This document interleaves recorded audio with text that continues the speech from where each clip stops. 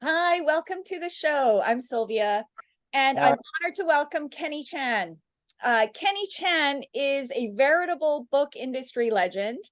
Among his many amazing stories, he has hunted down books for Singapore's late founding Prime Minister Lee Kuan Yew. He has hosted celebrity authors like Neil Gaiman. This former Senior Director of Kinokuniya, Asia Pacific Publishing, has built the bookstore into a beloved cultural institution in Singapore and beyond. And in doing so, has influenced generations of book lovers.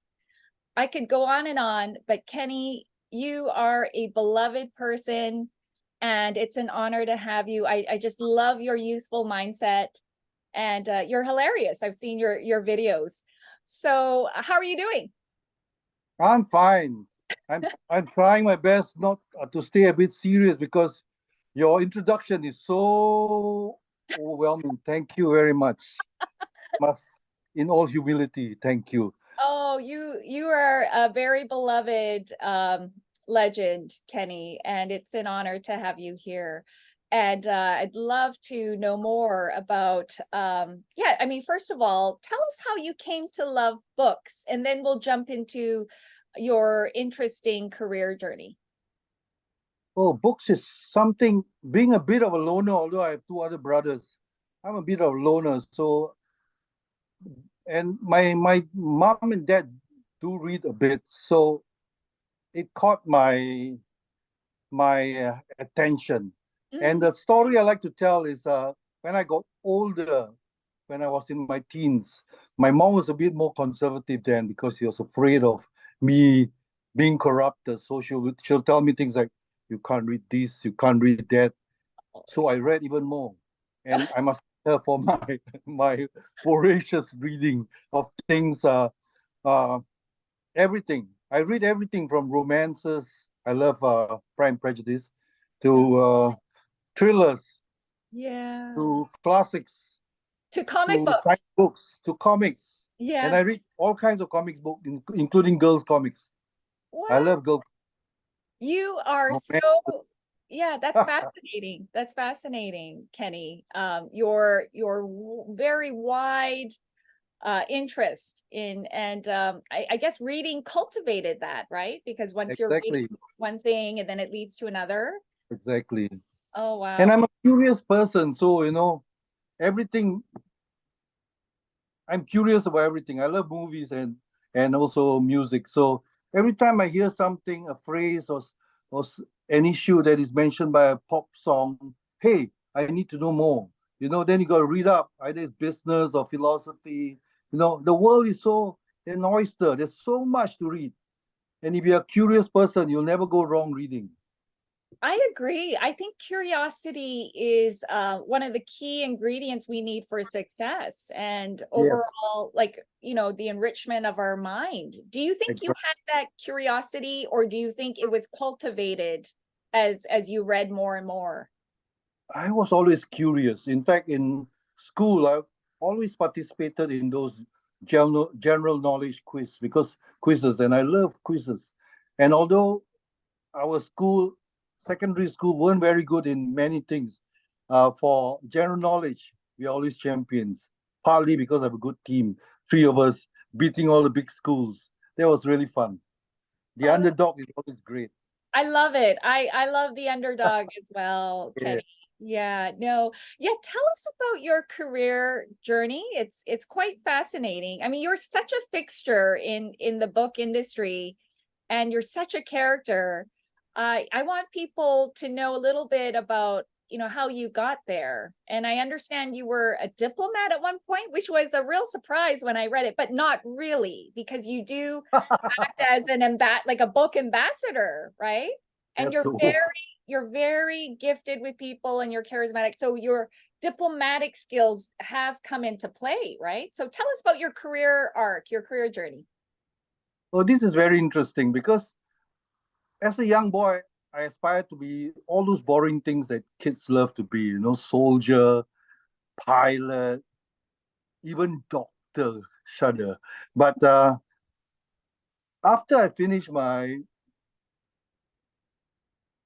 my A levels, I attended a certain talk, and the lady, she's now the ambassador. She's back. She used to be the ambassador to the United States, Professor Chan Hing Chi, and she gave a talk during an orientation where I was so impressed. I signed up for the Foreign Service straight away. And I Wow, was lucky because out of 2,000 people, I was chosen. Two of us were chosen to join. that's And impressive. we were so happy to join. And in the midst of the joining, I wanted to leave because terms were not so favorable. But HR, being HR, was very smart. They called me up for a meeting. They said, Kenny, would you like to go to London? And so that's how I landed in London. I was the commercial information attaché in London for a period from 78 to 1980. And that's where the legend of me buying for Mr. Lee Kuan Yew started. But actually, it's all, I'm going to do a slight product placement here. Yes. There's a book called Footprints on Foreign Shores. It's available in Singapore and Malaysia, Kinokuniya. And there's a chapter in there where I talk about my adventure in the Foreign Service. It's called Confessions of a Foreign Service Officer. Oh, I would love to read it. It's only about a few pages, but it encapsulates what I had to do. There were many things I had to do. I had to give lectures. I had to take care of visitors. I had to get information about trade and then help to promote investments in for Singapore when I was in London. A lot of things to do. And one of the minor duties actually is to buy for Mr. Lee Kuan Yew. But that minor duty is quite exciting because it's Mr. Lee Kuan Yew, you know. So the best story I had is in the old days we don't use the social media or Zoom. We had this thing called a telex. It's like a telegraph, Yes. and it's a small message. So I got once a message came in from Mr. Lee saying, I read about this book in the Listener, which is a popular cultural weekly. Could you get it for me? Oh. That's all the information I had. But the thing about working for Mr. Lee is nothing is impossible. I managed to get it because I had connections with the bookseller in Head Charts. At that time, I'm a book neophyte. So I asked her, hey, I need your help. And I just read the line to her. And I said, this is confidential, but I read it to you. Listener, blah, blah, blah. I know the book. Oh. So that actually sort of inspired me in many ways because, wow, she's so good. Just a simple trigger point and she knows what I'm talking about. My God. So that was really an eye-opener to me. In fact, it happened to me in Hong Kong again also. When I was working in Hong Kong from 84 to 87, I heard a song on the radio, but I couldn't get the title. So I only remember the strain of the song. It goes like la la la la. So I went through every record shop in Hong Kong and repeated that strain of music. And of course they will say, gee, Senior, silly, you go out. So finally I came to this shop in it's somewhere in can't remember, Happy Valley. Happy Valley. And this lady straight away brought a whole stack of things that are all unrelated. From that strain, she could tell what I want, and that song is by a famous 70s band called Azen Chitai. It's a sort of Roxy music for the Japanese. And she brought in all the other stuff, Cantonese stuff, rock music, pop. She knew my taste from that. And by Ama- looking at me, my God. Oh my So I goodness. always strive to be that kind of bookseller. Wow. That is that the forces and experiences that shape us. That is Incredible, right? fascinating. Can you tell what kind of book I like by looking at Sorry? me? Can you tell what kind of book I like by looking at me and talking with me? No. It's okay. You don't have to answer now. You can tell me later. It's the myth has been broken. I think you like a lot of nonfiction. Yes, yes, I do. I do. But I can get lost in fiction, but In fiction as well, yes, of course. yeah, but you're spot on. You're spot on. Yeah, Kenny. Yeah, that's amazing. Are you writing a memoir because of these memories that are coming up but I you're am, the dots, right? yeah, it is in the pipeline. Oh, exciting. Yeah, the problem with my mind is that it goes in so many different tangents that, Yeah. uh, but I've decided to sort of make every chapter a bit different. It could be a graphic novel in Yeah, one chapter, it could be an epic poem in another, yeah. it could be a bit of a 50 Shades in another, you know. I'm appeal to all crowds. I love it. I love it. Or you know, translate it into those mediums after, right? Yeah. Yeah. That's exciting, Kenny. Yeah, I'm looking forward to that. Is there another milestone in your life that really shaped you into the person you are, into the bookseller you are? Oh, that's a very, the other milestone probably would be uh, national service, or as I call it, national servitude. Yeah. Uh, Military I service. went in reluctantly because we all had to go in. Yes. Although I like all the boy stuff, boy stuff like shooting and exploding things. Yeah. But what I learned, of course, is leadership, interpersonal skills, Oh, really? teamwork, Mm. confidence, because you learn how to strip and assemble weapons of Ah, destruction, wow. hardship, of course. You have to Mm. do 24-kilometer walks and stuff like that. So it Wow. shaped me as a person. And only problem is with my interpersonal skills and leadership skills was when I left national service and went into the real world, we Mm. have to deal with not only men and boys, but girls and ladies. Oh, So that is another different experience and learning curve. okay. Because when I went to when I joined the Ministry of Foreign Affairs, my first couple of immediate superiors were all ladies. Oh, really? Yeah, some were very nurturing, and others were very challenging. But it was all uh, it helped me become what I am today. Ah, So the interpersonal skills I got partly from national service. I honed the the male side of it, and I mm. had a wholesome one when I went out to the real world, so to Oh, speak. wow. Yeah, it's sounds fascinating. Any revelations from that time? Like a key revelation that you learned that helped you deal with all people? The key revelation for me is humor. You Yeah. can harm anybody, no matter how high, if you Yeah. use humor. And humor is all about something I learned from the Brit comedians, timing. Mm. Something offensive, if said at the right time to the right person, if Mm. you know the person, the walls will go down. Totally. Of course, you need to know the interest. So the humor combined with their interest. Like Yeah. I had one very tough uh, superior who loved the movies. Yeah. So I just talk about movies a little bit and see how he respond, and then after that, no problem.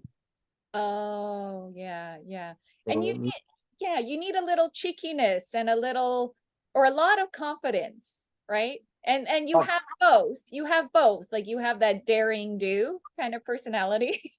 it's a long road to get. I'm actually a very, very shy person. Oh, okay. Yeah. In fact, in my younger days in school, I was bullied by my best friend because they know I'm very shy of girls.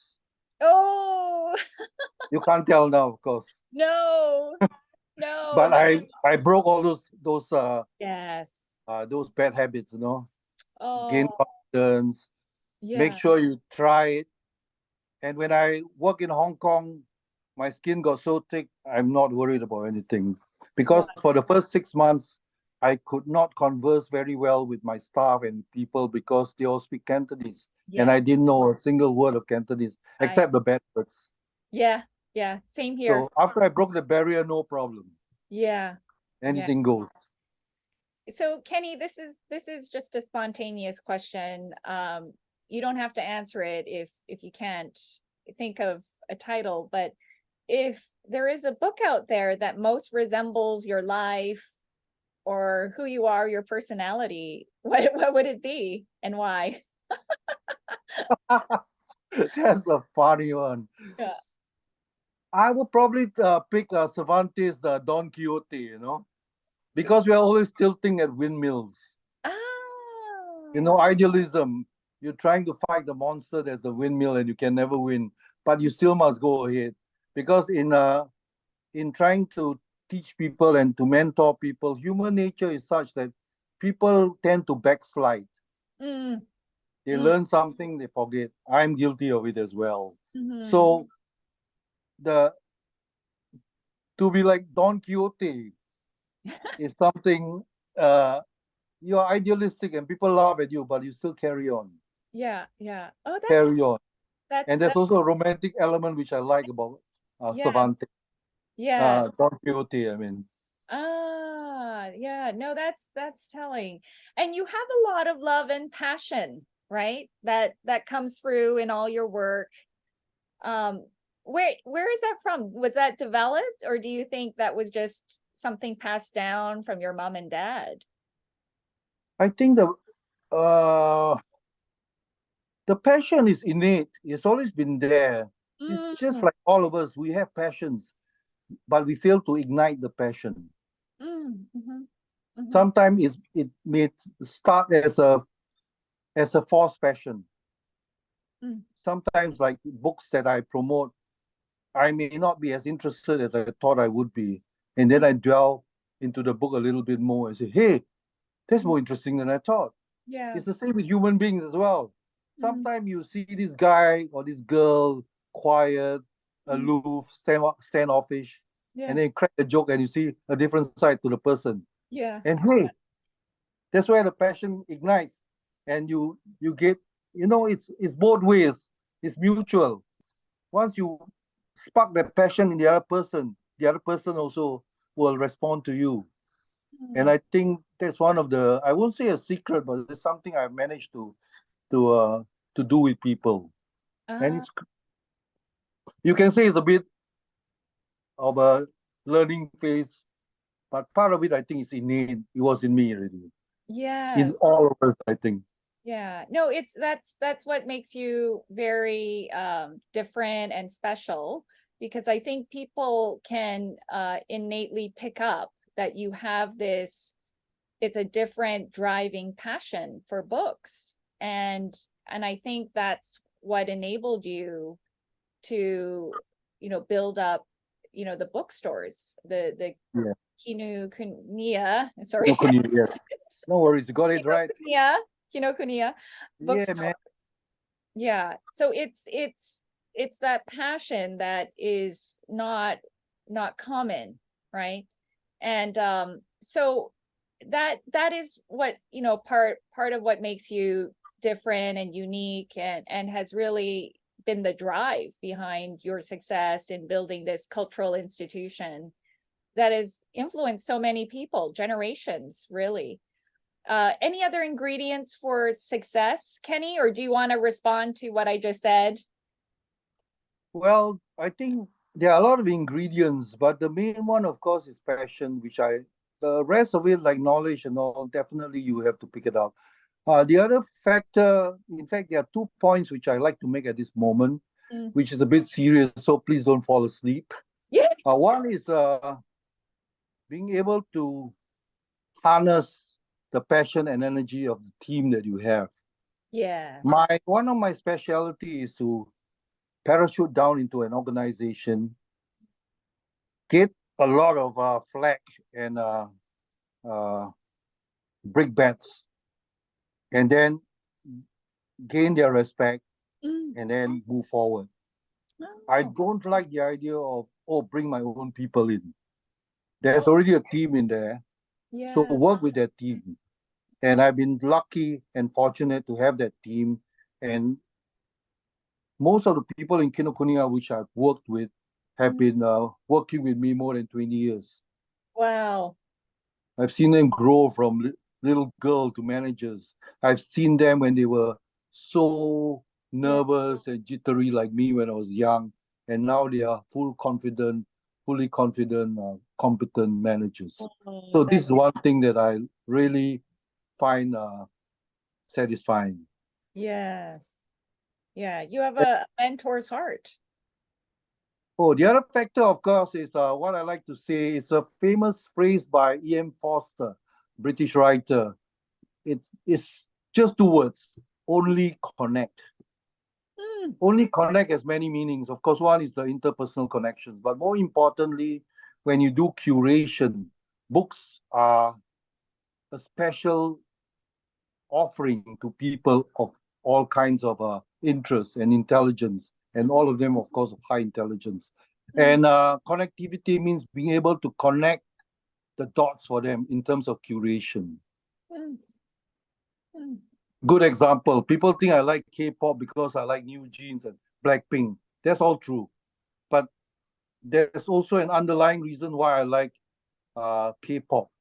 In fact, I like the whole K culture thing, which came up in the early 90s when the South Korean government decided to allocate a certain amount of funds to their constitution, so that they can promote and create pop culture content, Which is not clever. only for Korea but for the world. And they open creative centers around the world. I've been following it all my life, and how these creative centers have sparked interest in Korean culture, including K-pop.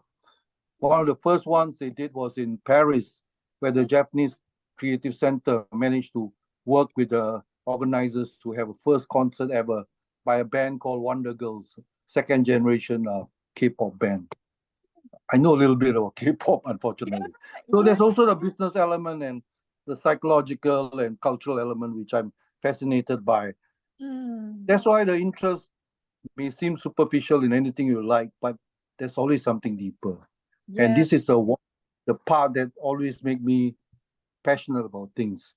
Yeah, yeah. And books can Scratch change. the surface, yeah. Yeah. Oh, sorry. Could you repeat that? I didn't hear. Scratch the surface. There's much more underneath. Yes. Yes. Absolutely.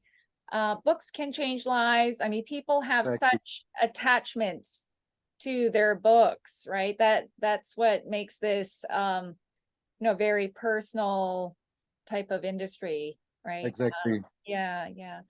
So, wow, Kenny, is there anything else you want to share about your leadership style and who influenced you and inspired you as the leader that you are, or that you were in when you were leading these teams in different countries?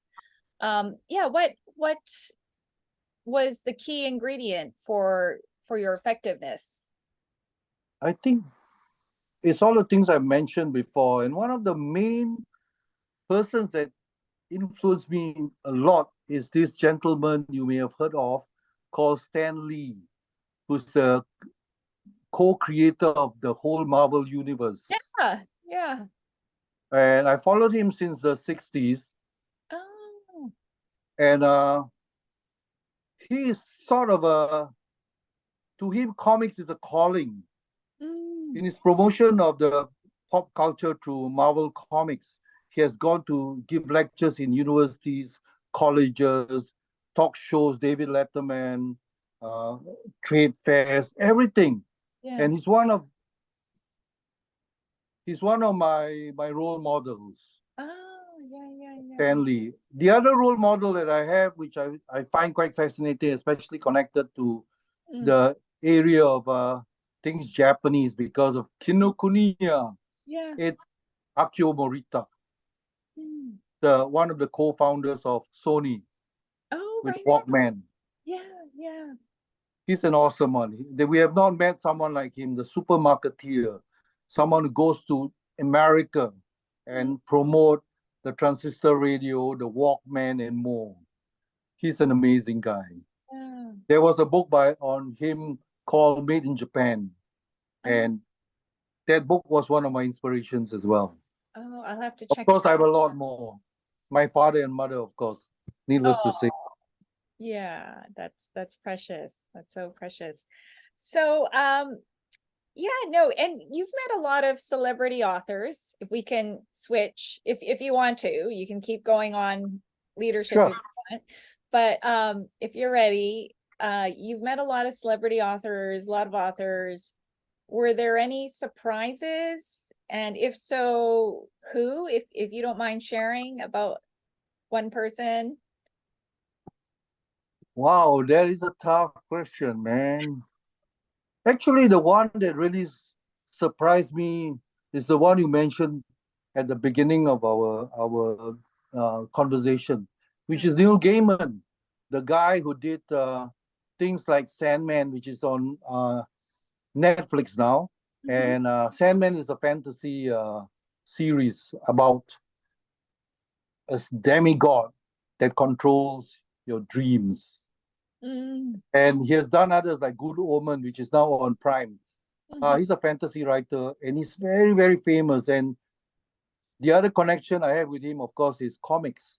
He writes for comics as well. So when I first met him, I didn't expect him to be so humble, so charming. And the best thing about him is when we held the event in the store, this was in 2006 July. That was, wow, long ago. Anyway, the event, when we had the queue, we didn't stop the queue in the store. And our store is pretty big.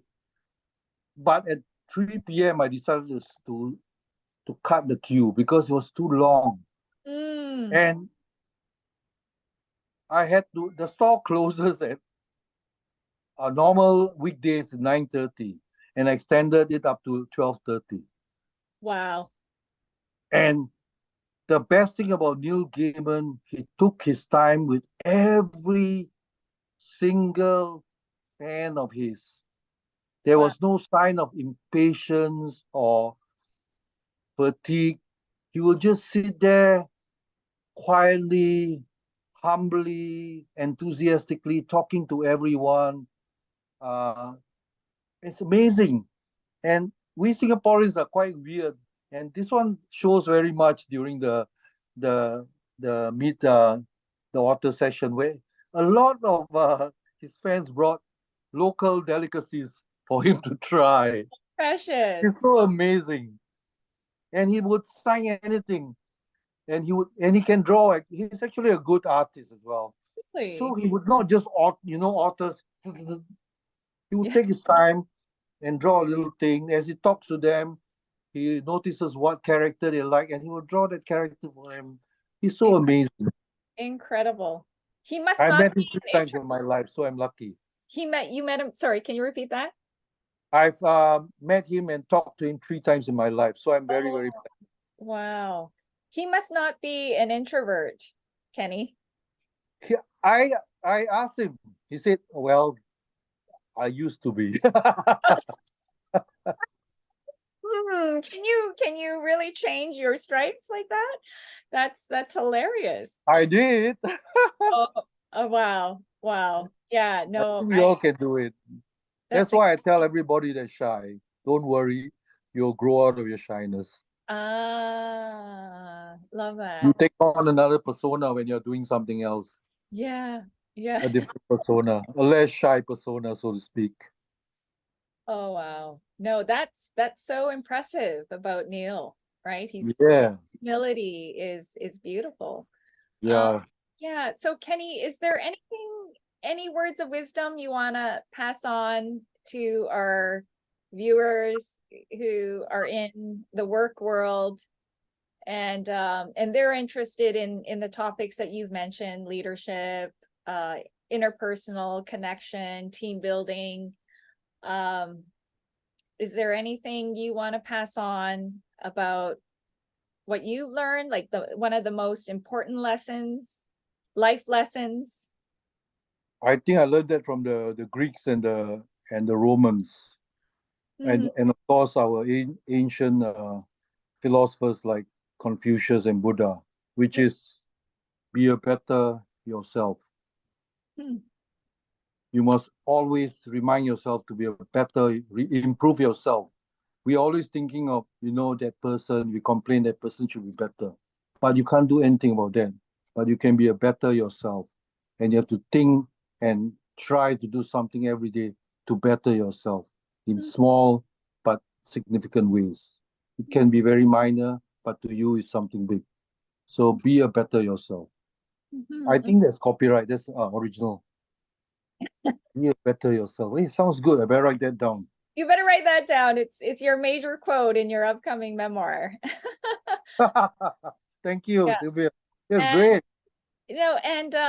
bettering yourself, I mean, you need to have a youthful mindset. And before we started the show, we talked about how your fountain of youth is your youthful mindset, because if you're stuck and set in your ways, you're not going to think that you need to better yourself. Do you want to talk a little bit about your youthful being young at heart? Because you look great. You look you don't I mean you look very young. And can you share a little bit about how you remain young at heart? Don't forget your mindset when you're younger, when you're more idealistic. Mm. It's easy to be eroded by cynicism, realism, and all that. But you must maintain a core of idealism within yourself. And the other thing, of course, you must always surround yourself with people that are youthful. They need not be younger than you, but they need to be youthful. I have a few colleagues which I love to move around with because they are much younger than me, but they're old souls. Yeah. It's paradoxical. They're old souls, but we share the same interests. Things like K-pop, things like certain books. In a bookshop, you have that kind of a environment with the customer, with your colleagues, because we all love books. We all also love J-pop, K-pop, and we have common interests. And this is where and there's always something new coming out. So all those new things layered with the things that you already know will Yeah. keep you. Uh, you have to keep young. Don't be burdened by these things. These things actually excite you and propel you to a different level of appreciation and knowledge and enlightenment and all that. So be youthful is a state of mind, and you need the environment around it, whether it's the books or the people. If you go, that's why sometimes I hate my old friends will kill me sometimes when I say this. Sometimes when you have a classmate, reunion of very old classmates, and you talk about uh, their heart problem and their third wife problem. I mean, I want to go to the toilet. Oh, So, but it's a mindset you have to maintain. yes. Yes. I have two more questions, Kenny. Okay. So second to last is, how will the AI technology affect publishing? Do you think AI could ever replace authors? And if so, when? This question is at the present moment. I think most uh, publishers are still not addressing the issue head on. Mm, They are hoping that the traditional methods will work. But I think I give you an example, not about the publishers, but in Singapore, the Ministry of Education already have embraced AI. mm, It will be part of the curriculum. It's something you have to, it's another slave or another tool that you need to master. mm, And I think it's inevitable. You cannot escape AI. mhm, You can make use of it. Because one thing that AI doesn't have that we have is a human soul. mhm, And we also have something called creativity, which is from within this human soul. It's mm, within us. Whereas AI gathers data. Of course, we gather data, but we have a filter in ourselves called mm. our individuality, which Yeah, is so different from AI. yeah. AI is something generic. It's just a tool, a program whereby they gather all the information without a sense of ethics, without a sense of imagination, without a sense of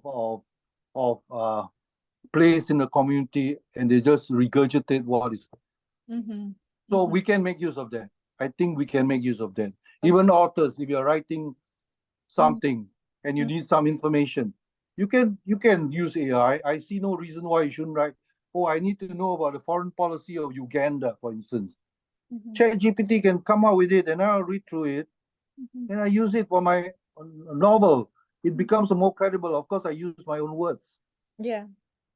It will become your research assistant if you want it to be. Mm, And okay. another thing I've been telling a lot of the younger people when I meet them, and even at the last uh, Kuala Lumpur Book Fair, where I was one of the main moderators, I said,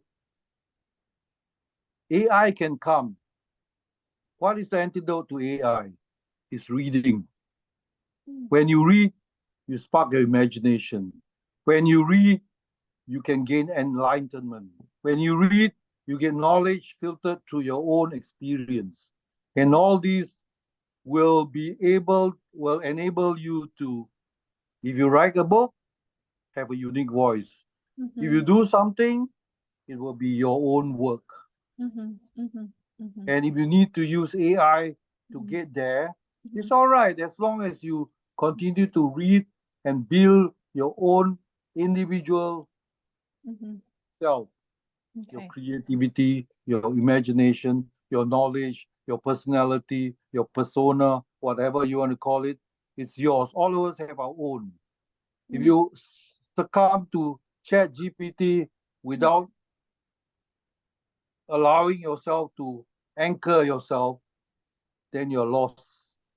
mm, mhm. So, wow, I don't like it when I'm so serious, you know. No, it's fantastic. Thank you for sharing your wisdom, and I do feel better about it because I thought, oh no, I was in a panic. Thought, oh, No, is AI going to replace all of us authors? And yeah, I you really. have to work harder. I think it will be a challenge, but I've never been one to back down from a challenge, and I don't think you are too. Oh, So, thank you, Kenny. Yeah, and with greater yeah. adversity comes, oh, my favorite phrase with my teams is always this: the finest bills are forged in the fiercest of fires. The Oh, best swords are forged I love in that. the You're hottest fires. the hottest fires. So, Who said that? so adversity is good. Yes, indeed. Do you know who said that? I have to text you. I used to Yes. remember. I think I did, no, No, but no. I have to text. It Okay, could be yeah. copyright to me. Please, please, please WhatsApp me. And lastly, what are you working on? What are you looking forward to, Kenny, in your fascinating life and journey? Actually, I have a TV script which has been approved, but I haven't written it yet. Oh, do you have the go ahead to give us a quick summary of what it's about? It's fantasy. It's about my experience and my craziness. I think that's all I can tell you. If you think Monty Python is funny, this could be worse. Oh, wow, that's fascinating. So it'll be rooted in Singapore or everywhere? It's It will be fantasy. rooted everywhere. That's exciting. And Congrats. you'll be rooted in a place you all will know. So watch out for it.